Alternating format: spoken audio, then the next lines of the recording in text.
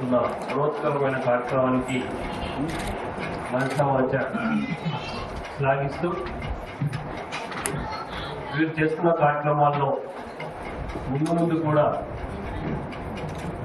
మంచి అనేది ఏదైనా ఉంటే అది 10 మందికి పంచాలి అని మేడం గారి యొక్క ఆశయం కూడా అభాగ్యులైన చాలా మంది మన చుట్టూ ఉంటారు, మనం చూస్తూ ఉంటాం.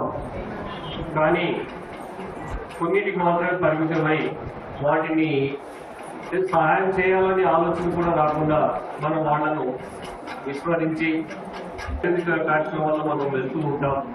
ఆ విధంగా కాకుండా దేవుడు మనసు రూపేణా ఉంటాడని చెప్తూ ఉంటారు. వాళ్ళకి ఏదైతే అవసరం అవుతుందో వాళ్ళకి మనం మనస్ఫూర్తిగా కొద్దిగా సహాయం చేసినా సరే అది 10 మందికి చేరుతుంది, చేరాలనే అభిలాష కూడా చాలా సంతోషం ఈ విషయం. తర్వాత నాకు రాజీవ్ గాంధీ లెజెండరీ అవార్డు ప్రకటించడం జరిగింది. Thank you madam, and congratulations to Abhilasha foundations also who are getting awards from here. అందులో భాగంగాను మేడం గారు రాజీవ్ గాంధీ గురించి మాట్లాడమని చెప్పడం జరిగింది. ఎస్ అండి, నెహ్రూ గారి నుంచి తీసుకుంటే మనము వాళ్ళ యొక్క పరంపర దేశానికే సేవ చేస్తాం, దేశానికి మేము అంకితం ఇస్తాం అని వారు ఒక 100 ఏళ్ల క్రితమే వాళ్ళు అనుకొని లాస్ట్కి దేశం కోసం ప్రాణం ఇచ్చిన మన రాజీవ్ గాంధీ గారు వారు ఎన్నో అవరోధాలను ఎదుర్కొని దేశం కోసం వారు ఆహ్వానించడం కృషి చేశారు. కొత్తగా వారు ప్రధానమంత్రి అయినప్పుడు ఇక్కడే మన తెలంగాణ బిడ్డ పివి నరసింహారావు గారు వారి యొక్క శిష్యరికంలో వారి యొక్క గైడెన్స్ లో దేశాన్ని ముందుకు నడిపే విధంగా సాయశక్తిలో కృషి చేశారు. అది మధ్యతో వచ్చింది కాదది, దేశానికి సేవ చేసే భాగ్యము. ఏ విధంగా ఉంటుందంటే సర్వస్వము మొత్తము దేశ ప్రజల కోసమే మేము వినియోగిస్తాము కూడా అని చెప్పేసి వాళ్ళు మన దేశం కోసము చాలా కృషి చేసిన వారు వీరు. తర్వాత అల్లూరి సీతారామరాజు గారు, ఇంకా వీరు చెప్పలేదు. బ్రిటిషర్స్ ని వెన్నులో వణుకు పుట్టించిన వీరుడు మన అల్లూరి సీతారామరాజు గారు. నిజంగాను మా కాలేజీలో ఉండే మేము మహాత్ముల యొక్క జయంతులను వర్షాలు 2 చేస్తాను. నేను కర్నూలు జిల్లాలో ఏపీలో నా కాలేజీ ఖచ్చితంగా నేను చేస్తాను. అదే దాని ఈ మధ్యగానే మాకు డాక్టరేట్ అవ్వడం జరిగింది.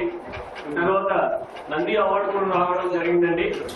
సో ఇది అన్ని ఎందుకు చెప్తున్నామంటే పిల్లల్లో ఆ హీరోయిన్లో లేకుంటే క్రికెట్ స్టార్లో వీళ్ళే కనిపిస్తున్నారు, కానీ జాతీయ నాయకుల గురించి మాట్లాడే ప్రసక్తి కానీ ఆలోచన చేసే శక్తి కానీ కోల్పోవడము మన దౌర్భాగ్యం. అదే విధంగా వాళ్ళను ఇంకా జాగృతం చేయాలనే ఉద్దేశంతో మేము ఈ మహాత్ముల యొక్క వర్ధంతులు జయంతులు చేస్తూ ఉంటాం, ముందు కూడా చేస్తాం. సో అభిలాష ఫౌండేషన్ వాళ్ళు మేడం గారు ఎప్పటికప్పుడు సరసమ్మ గారు మాట్లాడుతూ ఉంటారు, మా ఇన్స్టిట్యూట్కి రండి, మేము చేసే సేవా కార్యక్రమాలు చూడండి అని చెప్పడం జరుగుతూ ఉంది. అదే భాగంగాను నేను కూడా సరేనండి ఒకసారి వస్తాను అని చెప్పడం కూడా జరిగింది. సో ఇదంతా మీ రూపంలో ఉన్న మీరు సేవ చేస్తున్నారు, ఏదో ఒక రూపంలో మీరు సేవ చేస్తున్నారు. ఆ రూపంగాను మీరు నమ్మిన దైవము ఎవరైతే ఉన్నారో వాళ్ళు మీకు ఖచ్చితంగా ఆశీస్సులు లభిస్తాయి. ఎందుకంటే మనకు 10 మంది సాయం చేస్తే మనం సాయం చేసేవాళ్ళు చాలా మంది మన చుట్టూ తిరుగుతూ ఉంటారు, కానీ మనం కనబడదు. ఏదో ఒక రూపంగానూ మనకు సేవ మనం ఎప్పుడైతే చేసుకుంటూ పోతా ఆటోమేటిక్ గా దేవుడు మనకి వారి యొక్క ఆశీర్వాదం మనకి ఇవ్వడం జరుగుతోంది. సో ప్రతి ఒక్కరూ సేవా గుణాన్ని అలవర్చుకుంటూ మన పిల్లలు కూడా ఉండేదాంట్లోనే కాస్త ఇచ్చుకుంటూ పోవాలి. మన నంది దేవుణ్ణి మనం ఆదర్శంగా తీసుకుంటే చివరికి ఆయన మిగిలిన అన్నం కూడా ఆయనకు లాస్ట్ కి అది కూడా వేరే వాళ్ళకి ఇచ్చుకుంటారని చెప్పడం జరిగింది. సో వారిని చూసి కూడా మనము నేర్చుకొని మన జీవితంలో ఏమి చేయాల్సింది అనేది మనం నిర్ణయించుకుంటూ ముందుకు సాగితే మనకు కూడా అవార్డ్స్ తో ఏమీ అవసరం లేదండి. మనం చేస్తున్నది భగవంతుడు ఖచ్చితంగా మనము ఆశీర్వాదం చేస్తారు, వారు గమనిస్తూ ఉంటారు కూడా.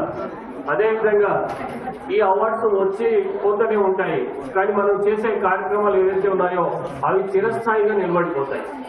ఆ విధంగా మీరు ప్రేరణ కలిగి 10 మందికి సహాయం చేయాలని కోరుకుంటూ ఈ అవకాశం ఇచ్చిన అభిలాష వాళ్ళకి కృతజ్ఞత తెలియజేస్తూ జై హింద్, జై భారత్.